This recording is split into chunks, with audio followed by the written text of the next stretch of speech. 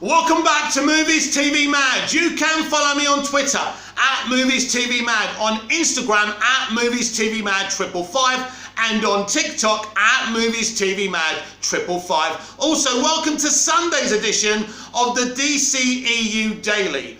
Right, I have a little Flash movie theory. So let's go to the graphic novels. So in the graphic novel of Flashpoint, Barry creates this new universe because he goes back in time to save his mother's life. Now, in this universe, there is a civil war between the Atlanteans and the Amazonians. And so Wonder Woman is this evil queen. She kills for fun. She's power hungry. She's got a bloodlust. She's a nasty piece of work. She also kills Mira.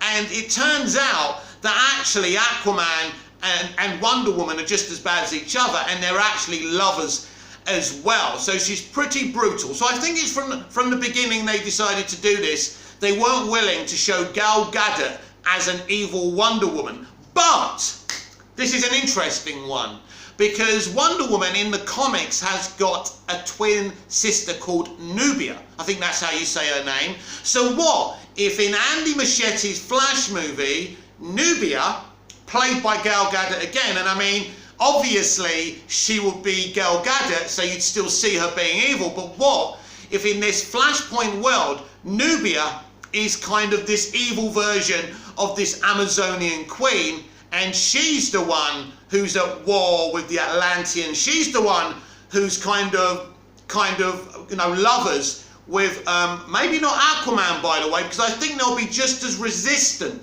to make Jason Momoa be evil in this, Jason Momoa's Aquaman, as Gal Gadot's Wonder Woman. And so what if it's Orm again? But maybe Orm's not evil in this. Maybe in this Flashpoint universe, maybe Orm's a good guy, and maybe she's manipulating him with her feminine wiles, and somehow she makes him fall in love with her, and they become lovers. And maybe in this Flashpoint world, Mira is actually, Orm's wife. And, Nubia, if I can say the name right, Nubia kills Mira. So they can actually replace Diana, aka Wonder Woman, with Nubia, but still be played by Gal Gadot. I think that will be very, very interesting. And this could be a way of saving face. Instead of having Wonder Woman be evil and Gal's Wonder Woman be evil, Gal can play Nubia.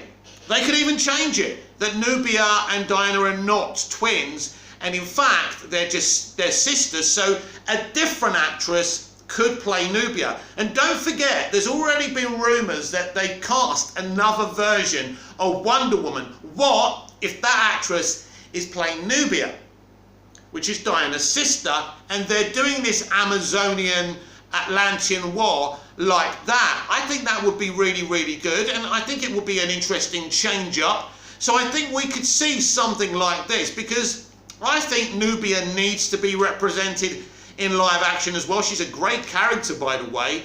It's interesting, though, because Nubia wasn't referenced in Wonder Woman 2017 or Wonder Woman 1984. In this story, there's no kind of evidence in the DCEU that Nubia exists. But what if she just hasn't discovered it yet? What if actually the Queen kept her a secret from Diana? But then again, Of course, let's not forget what we're talking about here.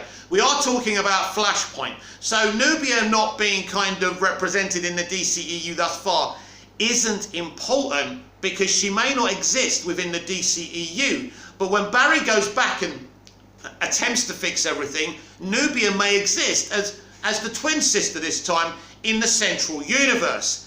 But in this Flashpoint universe, she's evil. So yeah, I was getting confused a bit there myself. So it doesn't matter that she hasn't been introduced, and she's not canon in the DCEU thus far. We are talking about Flashpoint, where anything is possible and you're changing up things. That's the great potential within the DCEU. I'd love to know in the comments down below what you think of that theory. I think it's a really, really good theory, even if it is my own.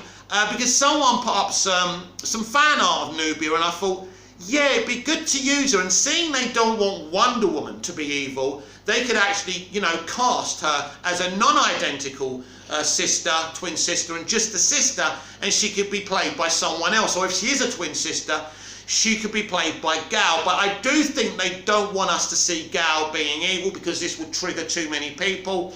And there's so many complaints about the DCEU, via the Snyderverse being too dark. I don't care about that personally. You know, what Snyder was doing didn't bother me, didn't trigger me. I think it was very interesting, in fact. But we know the fallout because of the direction Snyder was going in. And that's not my opinion, it's other people's opinions. You know, it's interesting, isn't it, when the MCU go down a dark direction? It's so cool and edgy. But when DC do anything, it's heavily criticised.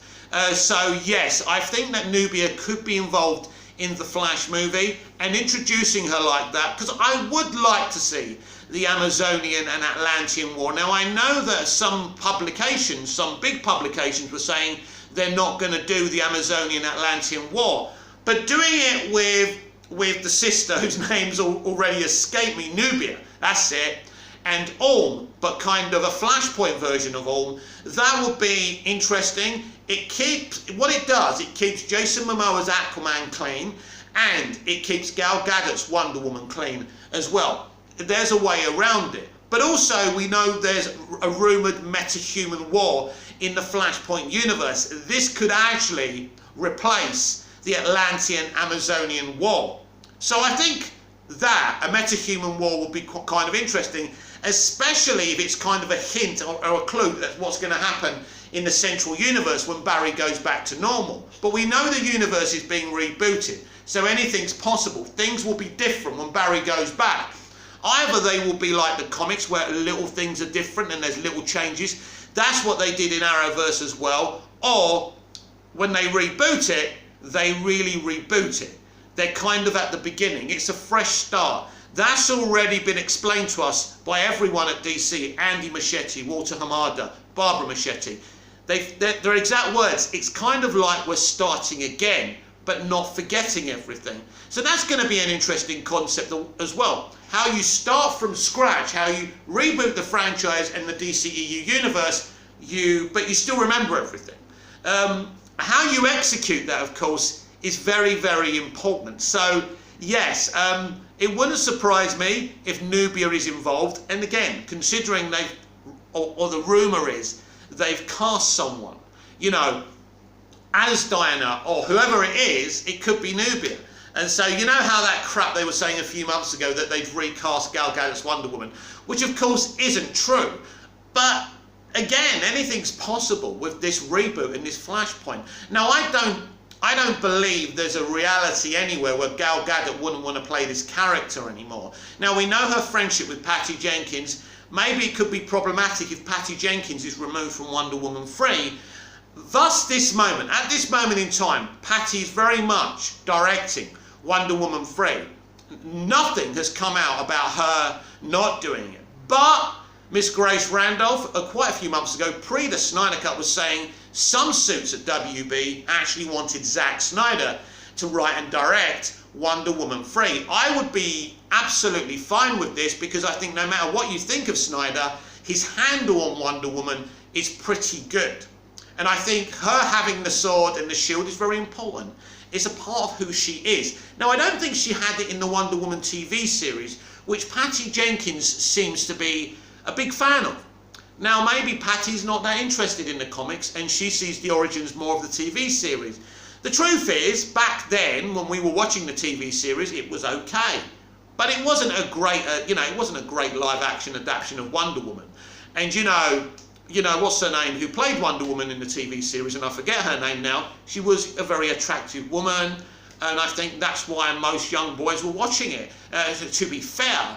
And so I don't think she was a great Wonder Woman. I don't think it was a great adaptation of Wonder Woman. And everyone makes Linda Carter, that's her name. I like Linda, she seems all right. But let's not pretend she was playing a great version of Wonder Woman or anything like that. So as a director, focusing on that as your kind of adaptation of Wonder Woman is very problematic, and I think this is where we were going with Wonder Woman 84. Now, I always wanted Linda Carter to have a cameo in the first film, and scheduling stopped that, so she got this neat little cameo, although you could tell she's incredibly old. Her voice sounded very, very croaky. I mean, they kind of made her up, they filtered her out to look younger than she is, but to me, it's simply, and again with that cameo, why couldn't she just be her Wonder Woman who slipped through from another Earth? That could have been the backstory, right? So she's not Wonder Woman in the DCEU, but she's come from another Earth. They are, you know, inciting the multiverse, so why wouldn't you do that? Now, there's rumours that she's going to be in the Flash movie, Flashpoint. So Linda Carter could actually turn up as her own Wonder Woman in this movie, which I think is a much better idea. Now, I like the character they kind of had her playing in Wonder Woman 84. I thought it was an interesting take and everything. But at the end of the day, she did play Wonder Woman. That's why we know her. That's why we want to see her. And I thought I was kind of disappointed by that post-credit scene. I think she should have just been Wonder Woman. You know, you're doing a multiverse strategy. Just do that anyway. Just have her as Wonder Woman. So hopefully she plays her version of Wonder Woman in this massive multiversal movie, Flash. At this moment in time, it's called the Flash movie. They could change the name. A lot of people want the name to be Flashpoint, and I'm kind of disappointed they haven't done that. And people are saying it's a bit confusing when you talk about the Flash, because people can confuse it. Like, are you talking about the TV series? Are you talking about the movie? But, just reiterate today's headline, and this is my theory, and I have no information about this. I believe that Nubia could play Diana's sister in, well, no, let me say that again. Nubia, Diana's sister, could be in the Flash movie when they go to Flashpoint, and she could be the one who is leading this Amazonian Atlantean war, and Orm could be kind of the Flashpoint king of Atlantis. And that's how they could do it, and maybe make him this good guy who's manipulated by Nubia. As I say, I think that would be very, very interesting. Now, let's talk about Zack Snyder for a little while, because it's interesting, a lot of people don't understand his take on DC.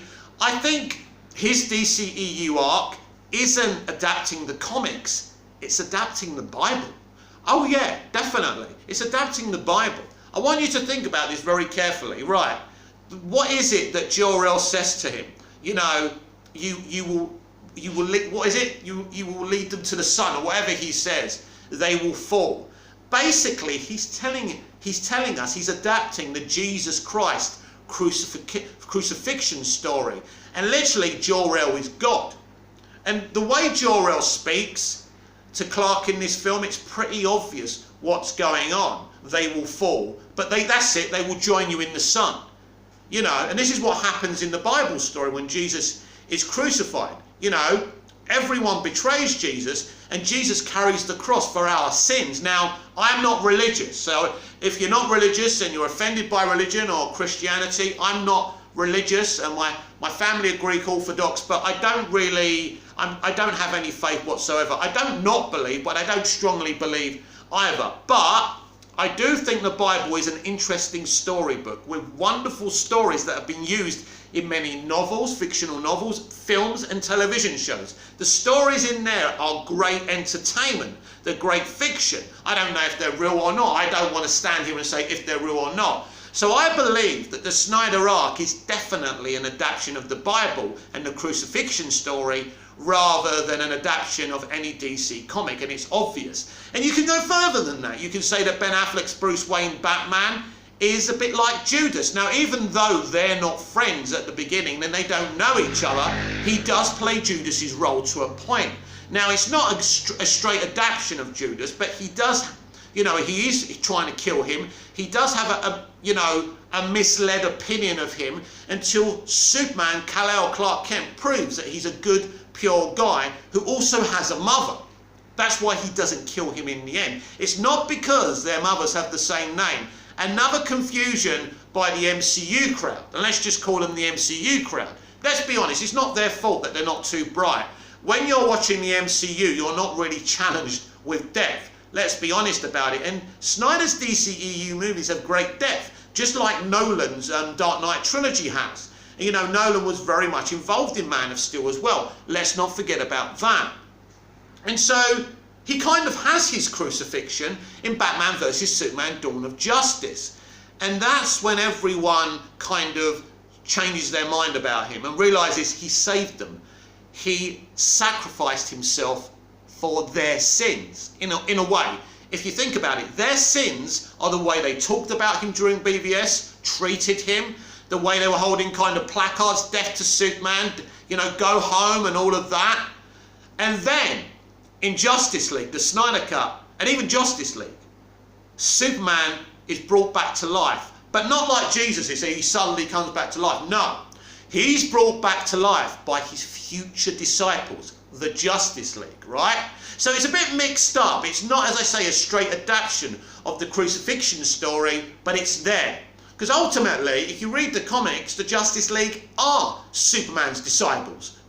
And the word of Superman is very much important within the running of the Justice League. Just read the comics, even the animated series, Justice League and Justice League Unlimited. I know that Batman's there and he's kind of a leader, but Superman stands on the podium, you know, in Watchtower, and he makes these big speeches. So really, it's Superman is an inspiration. And in Zack Snyder's arc, the Justice League is formed because of Kal-El, because of his sacrifice. That's what inspires Bruce Wayne to do all of that. He's obsessed.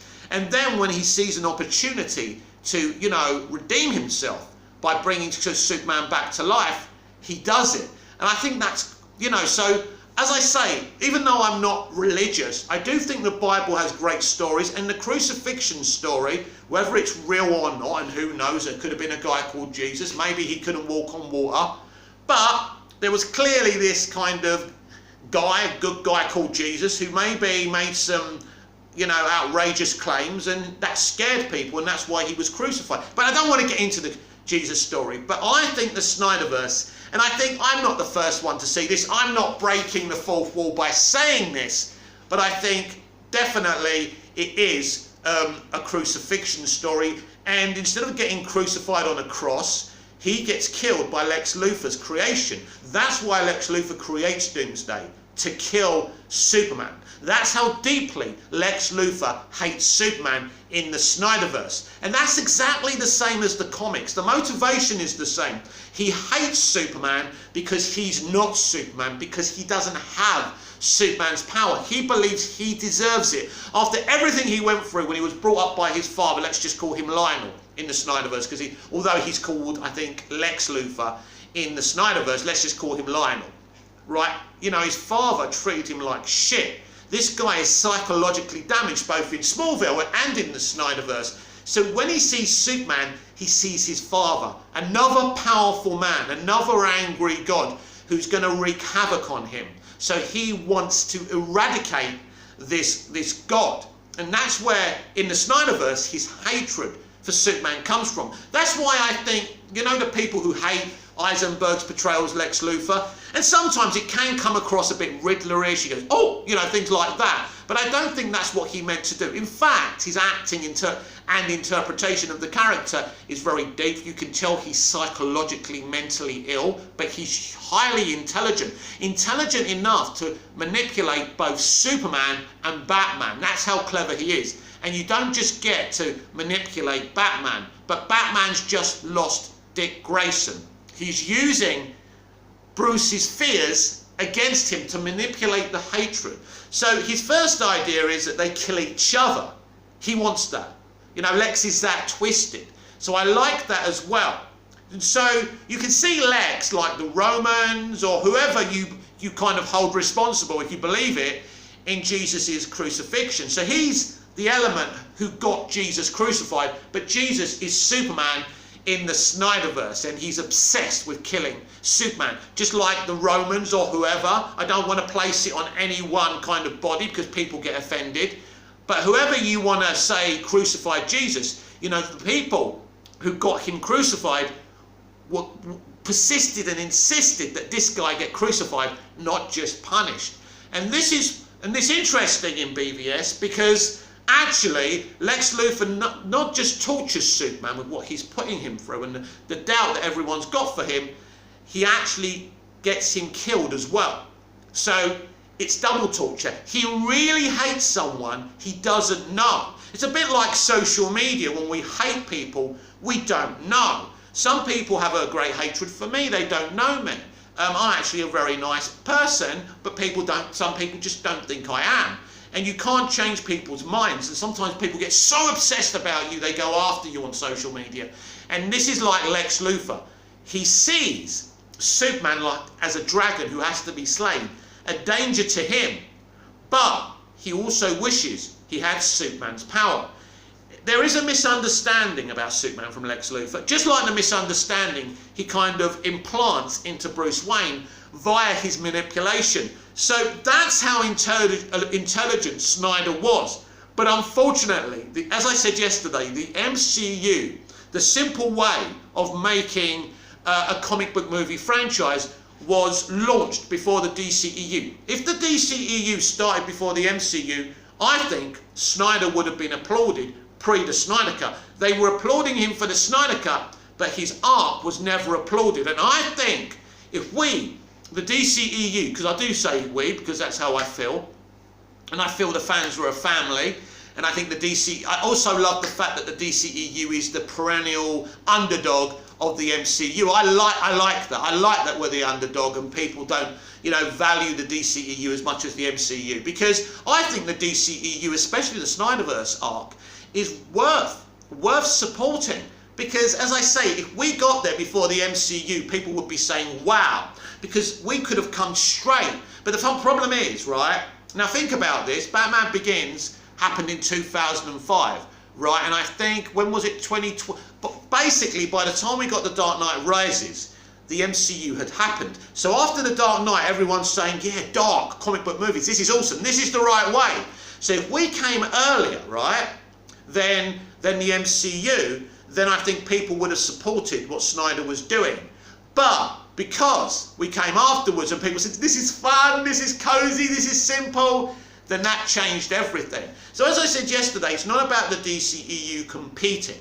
So, Snyder's arc should have been allowed to see its natural conclusion, but they got scared because they were obsessed with competing with Disney.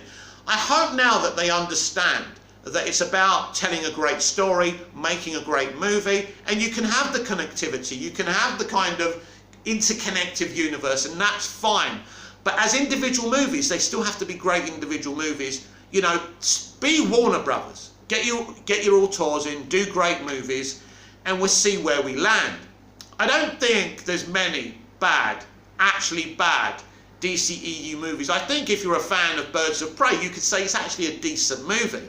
I mean, I don't like the commentary, but I think it's a half decent movie, right? I think Wonder Woman 84 is the movie really where you could say, that's not a good movie. I mean, even the first Suicide Squad, I rate as a half decent movie. It's not the best thing ever, and they cut it to pieces, but it's still okay. But I think it's Wonder Woman 84 that lets the slide down. Forget Justice League, it doesn't exist for me ever since the Snyder Cut. I think Man of Steel, BVS, Suicide Squad, Wonder Woman, Aquaman, Shazam, they're all great movies for different demographics. And I think it's only when you start comparing the franchise with the MCU, that's problematic. Don't do that. Don't compare this unique franchise to them. They even stole the Infinity Saga from Snyder. And I'll defy anyone to prove different. So we've got a lot to look forward to. And yeah, it was really, the Snyderverse arc was kind of an adaptation of the Bible rather than anything from DC Comics. And actually, it's kind of fascinating as well.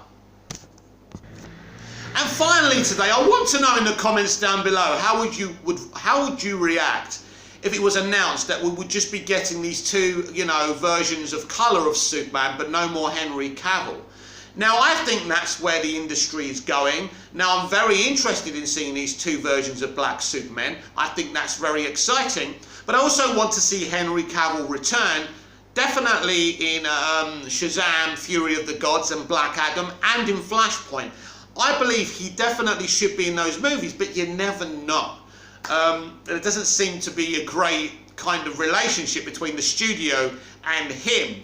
But my theory is, because of the pressure kind of from The Rock, who is desperate to be with Cavill's Superman, I think that's where it comes from. But I don't think they have any choice but to show Henry Cavill's Superman in Flashpoint. Just think about this. I mean, Ray Fisher was bad-mouthing them, and they were still willing to have him in Flashpoint. And the only reason he's not going to be in Flashpoint is because of the decision he made. He was the one who said, I refuse to work with Walter Hamada. He was publicly slating them, and they already sent him a script. He'd already, during the time he was slating WB and Hamada, he was still talking to Andy Muschietti about the script.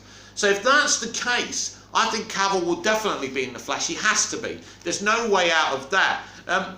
Ray Fisher has forced them into the omission of his character not being in Flashpoint. But this is the movie industry. But, you know, I don't think people are going to react well if we never see Henry as Superman again. I think the best idea, especially with his schedule with other projects, is the cameos and him appearing as kind of in a few sequences, just like Flash, just like Fury of the Gods, and just like Black Adam. I think that'd be very exciting for fans, because it's better than nothing, right? Because it's better than not having him at all. He's a great Superman, and you know, he hasn't been treated very well. He's another one who was kind of collateral damage because of the kind of, well, the divisive relationship between Snyder and the studio. And I think a lot of that was taken out on him. I mean, what they did to his upper lip in Justice League, and then that's his fault, is it? That's your fault. You did it to him. You hacked his upper lip. So I think Henry Cavill deserves to play Superman. We know he wants to play Superman. And I just don't think, even the non-Snyderverse fans love Henry Cavill, even if they don't like the Snyderverse itself.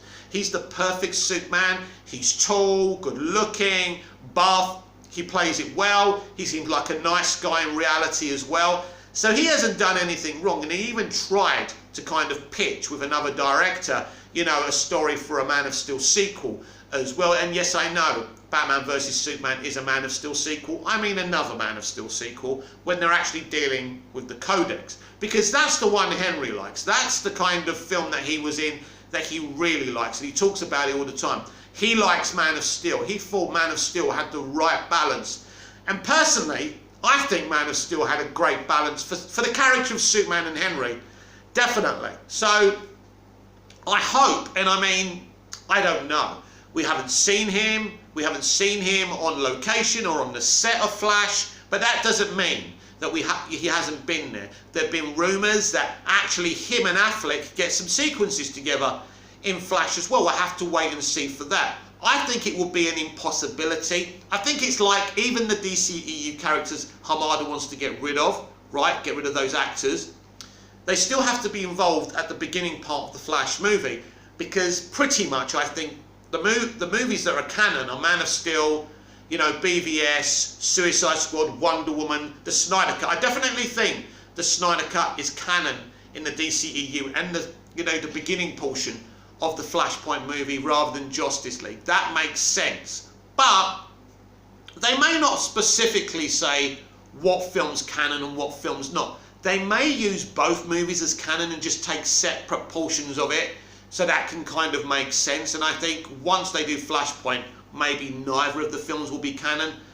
But there has been a rumour that Man of Steel will remain will be canon in the DCEU, kind of in a big way. So that's interesting as well. Listen, we don't know what this multiverse strategy will look like. We don't know what the new version of the DCEU Earth 1 will look like after Flashpoint, or at least at the end of Flashpoint moving forward. We don't know how dramatic this reboot, this relaunch of the DCEU is going to be. As I said at the top of the show, it could be something that's just small changes, but I doubt it. Moving forward, things will be different. But at this point, we're so totally blind. And I wish good things for the DCEU, because I'm a DCEU stan and I'm a DC stan, and it hurts me that the MCU are doing so much better than we are. But I think that's okay, and if we just not focus on them as much, I think that's the best thing, and just say, mostly, the DCEU has great movies, and we should be proud of those movies, because there's some great movies, there's some great memories from the DCEU. And I'm glad, although it's limping along kind of, that we're still here, and there still is a DCEU. I think after Justice League, there was always going to be a reboot. Now, I kind of tried to deny that to myself, and there was a lot of rumours about the whole thing being rebooted after Justice League. But in this way, you don't kind of kill what's come before, because everything will be remembered after Flashpoint. It's a clever way of doing it. I mean, I've got so much anticipation for 2022 to see how these 4 movies land. I'm nervous about it. I'm excited. There's a lot of anticipation from me, and we'll just see how it all ends up. This has been the DCEU Daily. I'm Mick, your host with the most. Just ask your girlfriends and your wives. I will see you in the next edition of the DCEU Daily, which will be tomorrow. Like, share, subscribe, comment down below. Don't be shy. Tap the notification bell so you never miss this perfection, and tell everyone about me, even if you don't like me, even if it's to say he's a bit of a tosser. Let them come over and make their own minds up. So until tomorrow's DCEU Daily, I will see you again soon. Until then, goodbye.